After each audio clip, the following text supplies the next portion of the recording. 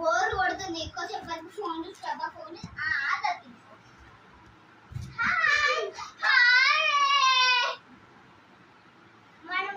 మనం బయటికి వెళ్ళి ఆడుకుందామా?